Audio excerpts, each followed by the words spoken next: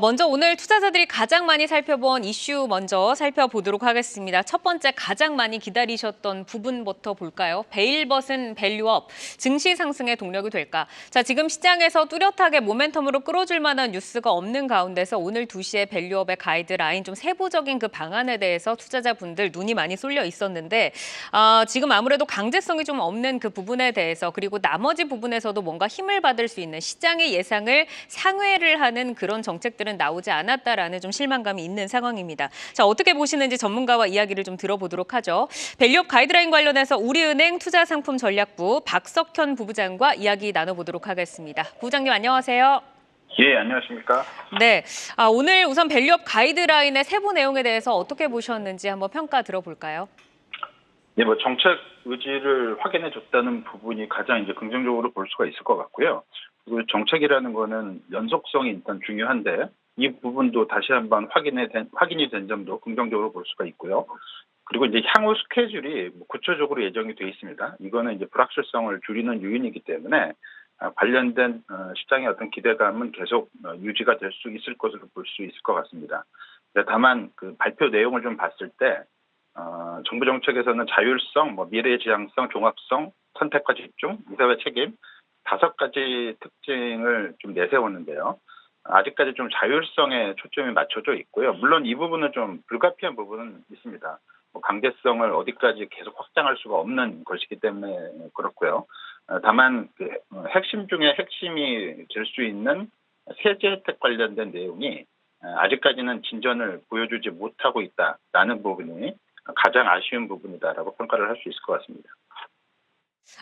지금 일단 이제 시장의 예상을 뛰어넘는 정책은 지금 없는 상태여서 아쉬움이 있는 부분이고 그동안 또 시장에서는 이 PBR 관련주에 대해서 밸류업 관련주에 대해서 좀 기대감을 가지고 주가가 좀 올라온 부분이 있는데 지금 은행이나 뭐 보험이나 자동차라던가 이런 자동차 지주사라던가 좀 밸류업 관련주들에 대해서 어떻게 좀 대응을 해야 된다라고 보실까요? 일단 4월 22일 날 그 부총재께서 기자간담회에서 밝힌 그 배당, 자사주 소각, 여기하고 관련된 법인세 완화 그리고 배당을 확대하는 기업의 그 배당 소득 분리과세 이 부분은 이제 제시를 한 바 있는데 이번에 이제 발표가 이 부분은 좀 배제가 됐고요. 아무래도 추가 검토 필요성이 좀 있고 국회 문턱을 좀 넘어야 할 부분이 존재한다는 점이 이유가 됐던 것으로 볼 수 있을 것 같고 말씀해 주셨던 대로 관련주는 뭐니 해도 저 PBR 업종으로 대표가 될 수 있고요. 핵심 3대 업종은 금융주, 그다음에 지주회사, 자동차라고 볼 수 있을 것 같습니다. 2월 달에 이 저 PBR 관련 장세를 주도했던 이들 업종이었다라고 볼 수 있을 것 같고요. 3월하고 4월을 거치면서 이 관련 업종들은 상승 탄력은 약간씩 둔화되고 업종의 어떤 상승 업종 수도 슬림화 과정을 좀 거쳤는데 PBR 매력이 상대적으로 크고 자기자본 이익률이 좀 높은 업종으로 슬림화되는 과정을 보였고요. 이 슬림화 과정에서 지금 아직까지 명맥을 유지하고 있는 업종이 대표적인 게 자동차하고 은행이라고 볼 수가 있을 것 같습니다.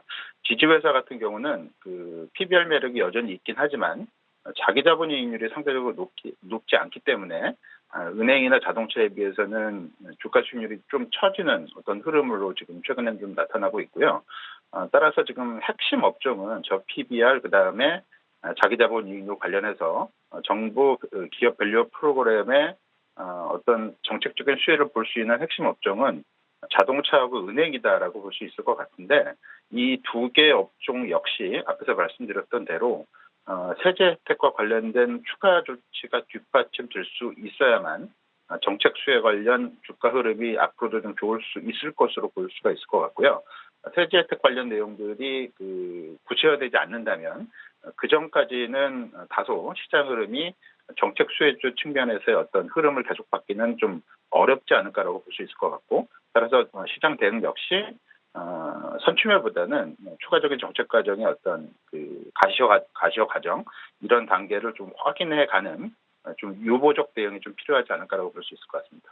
네, 지금 이제 정책에 대한 기대감은 어느 정도 주가에 좀 반영이 되고 시장이 다 알게 된 그런 상황이기 때문에 실제로 정책적으로 숫자를 좀 밀어 올려줄 수 있는가에 대한 그런 실효성이 좀 앞으로 있어야 할 것 같다라고 좀 정리를 해주셨습니다. 자, 지금까지 우리은행 투자상품전략부 박석현 부부장과 함께했습니다. 고맙습니다. 예, 감사합니다. 계속해서 다양한 경제 이슈를 알고 싶다면 구독과 좋아요, 알림 설정 부탁드립니다. AI 캐스터 권미정이었습니다.